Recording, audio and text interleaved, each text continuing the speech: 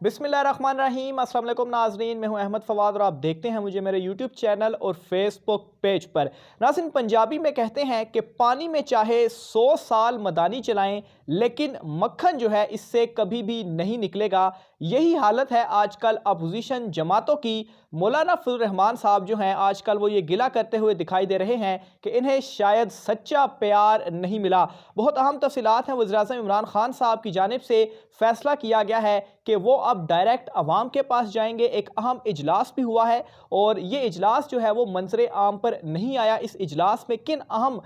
Leaders ने शिरकत की, अंदरूनी कहानी क्या है, कुछ अहम फैसले हुए हैं, इसकी तफसीलात आज की सुलाग में आपके सामने रखूंगा। जबकि मौलाना फजल रहमान और नवाज शरीफ का टेलीफोनिक राब्ता हुआ है और इस टेलीफोनिक राब्ते में नवाज शरीफ ने मौलाना फजल रहमान को झाड़ भी पिलाई है। ये क्या मामला है, इसकी तफसीलात भी आज की सुलाग में आपके सामने रखूंगा। जबकि जनरल फैज़ हमीद साहब जो कि इस वक्त पेशावर में हैं और कमांड कोर कर रहे हैं, वो बड़े अरसे के बाद एक मरतबा फिर से मंजर आम पर आए हैं।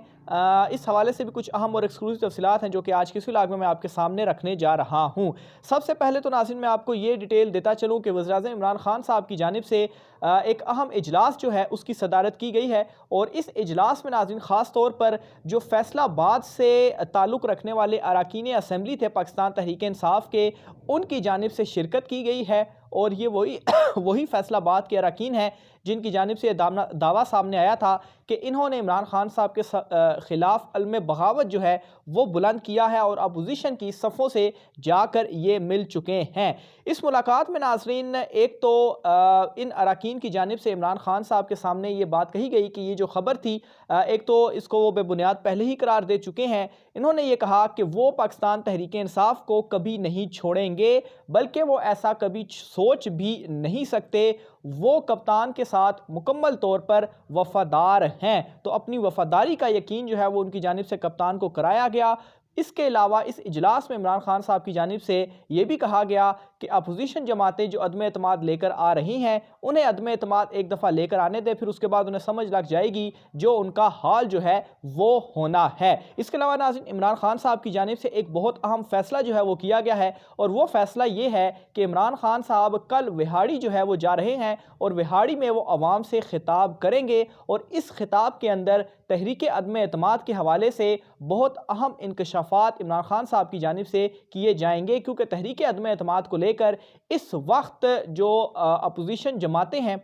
वो ना सिर्फ अपनी तरफ से एक तो मुलाकातें भी उनकी सामने आ रही हैं, मुख्तलिफ ख़बरों भी उनकी जानिब से सामने आ रही हैं, यहाँ तक कि मीडिया ऑर्गेनाइजेशंस जो हैं उनमें भी ख़बरों को इस तरह से ब्रेक जो है वो करवाया जा रहा है कि चीज़ों को प्रोपिगेट किया जाए और इमरान खान साहब के ऊपर किसी तरीके से प्रेशर डाला जाए कि इमरान खान साहब इस प्रेशर के अंदर आकर किसी ना किसी जगह पर कोई गलती करें और इस गलती से अपोजिशन जमातें जो है वो फ़ायदा उठाएं। 72 घंटे इस वक्त गुजर चुके हैं मौलाना फजल रहमान के ऐलान को, लेकिन अभी तक रिक्विजिशन जो है वो असेंबली में जमा नहीं करवाई गई। यहाँ तक कि जो बिलावल भुट्टो की जानिब से ऐलान सामने आया था कि 5 दिन के अंदर वो अदम एतमाद की जो तहरीक है वो उसको लेकर चलेंगे और उनके जो नंबर गेम है वो पूरे हो जाएंगे, उनको भी ग़ालिबन 2-3 दिन गुजर चुके हैं। बहरहाल अभी तक उस मामले के ऊपर भी कोई पेशरफ्त सामने नहीं आई। बहरहाल ये 5 दिन भी गुजर जाने हैं और आप देखेंगे कि होना जो है वो कुछ नहीं है।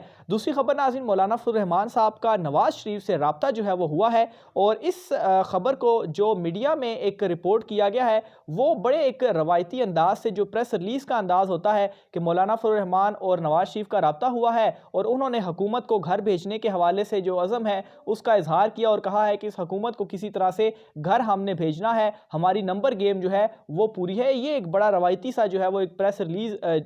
सामने आई और मुख्तलिफ मीडिया के ऊपर रिपोर्ट्स हुई। बहरहाल इसकी जो अंदरूनी कहानी है वो हमारे ज़राए की जानिब से बताई गई कि मुबैना तौर पर नवाज शरीफ की जानिब से गिला किया गया मौलाना फजल रहमान साहब से कि आपने ये जो 48 घंटे या 72 घंटे वाला जो बयान था ये क्यों दिया था, क्योंकि मौलाना फजल रहमान की जानिब से ये जो बयान दिया गया था इसमें ना ही नून लीग को एतमाद में लिया गया और ना ही आसिफ जरदारी को एतमाद में लिया गया। आसिफ जरदारी का भी इसी तरह का जो गिला था वो सामने आया मौलाना फजल रहमान से और अब नवाज शरीफ ने भी जो फ़ोन कॉल थी उसके ऊपर भी ये कह दिया और मौलाना फजल रहमान साहब का आगे से आप जवाब जो है वो सुने। वो कहते हैं کہ انہوں نے یہ چیز نہیں کہی،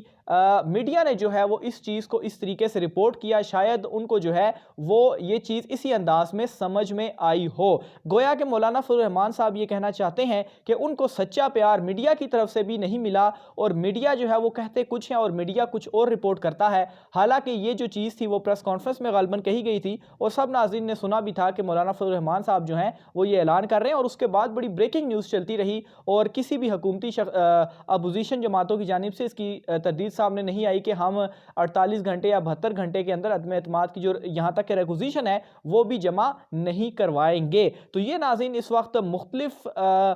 جو زبانیں ہیں اپوزیشن کی، اس میں سے مختلف الفاظ نکل رہے ہیں، اور بڑی آسانی کے ساتھ جج کیا جا سکتا ہے کہ اس وقت اپوزیشن جماعتوں کے اندر ہی کتنے زیادہ اختلافات موجود ہیں، وہ خود ہی ایک پیج کے اوپر آنے کے لیے تیار نہیں ہے۔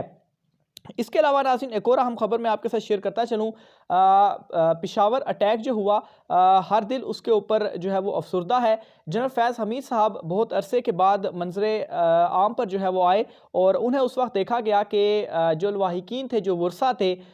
جو پشاور اٹیک ہوا اس میں جو شہید ہوئے بہت سارے لوگ، جو جانیں گئیں، ان کے ورثہ سے جو ہے وہ ملنے کے لیے گئے، اور یہ عزم ان کی جانب سے دکھایا گیا کہ کچھ بھی ہو، پاکستان کو توڑنے کے لیے یا پاکستان کے خلاف جو سازشیں کی جا رہی ہیں، جو دہشت گردی کی جا رہی ہے، اس کا ڈٹ کر جو مقابلہ ہے وہ کیا جائے گا، اور پاکستان کے خلاف ان ساری سازشوں کو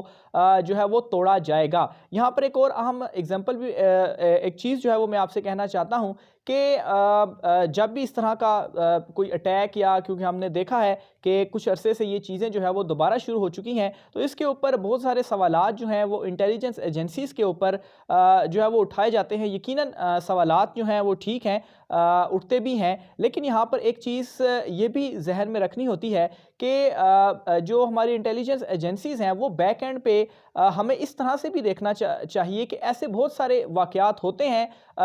جن کو ان ایجنسیز کی جانب سے روکا جاتا ہے، بلکہ یہ چیزیں ہونے سے پہلے ہی ان کو روکا جاتا ہے۔ جو گلبھوشن یادو پکڑا گیا، پورا جو نیٹ ورک پکڑا گیا، اگر وہ پکڑا نہ جاتا تو اس کے بعد جو تباہی کی جانی تھی پاکستان کے ساتھ، تو اس چیز کو بھی دیکھا جانا چاہیے، بجائے ایسے کہ ڈائریکٹ جو ہے وہ آپ ایجنسیز کے خلاف شروع ہو جائیں کہ انہوں نے یہ نہیں کیا۔ ظاہر سی بات ہے جو پلیٹ فارمز ہیں، پاکستان جو ہے وہ اس حوالے سے پرعزم ہے اور لڑ رہا ہے دہشت گردی کے خلاف، اور جتنی جو ہے وہ شہادتیں، قربانیاں پاکستان کی جانب سے دی گئیں، اتنی شاید کسی اور ملک کی جانب سے نہیں دی گئیں۔ تو یہ ناظرین آج کی اہم ترین تفصیلات تھیں۔ آپ نے اپنی رائے کا اظہار لازمی کرنا ہے، خاص طور پر مولانا فضل الرحمان صاحب کے حوالے سے، کہ اس وقت وہ کس قدر پریشان جو ہے وہ ہو چکے ہیں، کہ زرداری کے ساتھ بھی ان کی لڑائی جو ہے وہ سامنے آتی ہے، پھر نواز کے ساتھ بھی یہ فون کالز کے اوپر ان کے جو معاملات ہیں وہ سامنے آتے ہیں، لیکن ناظرین ان کو سچا پیار نہیں مل رہا، اور یہ جو عدم اعتماد کی تحریک ہے یہ واقعی وہ پانی ہے جس کے اندر مدانی جو ہے وہ پھیری جا رہی ہے، اور 100 سال تک اگر یہ مدانی اپوزیشن جماعتوں کی جانب سے جو ہے وہ چلائی گئی، پھر بھی یہ کامیاب نہیں ہوں گے۔ مزید تفصیلات کے ساتھ انشاءاللہ اگلے ویلاگ میں پھر ملیں گے۔ آج کی ویلاگ سے مجھے اجازت دیجیے، اللہ حافظ۔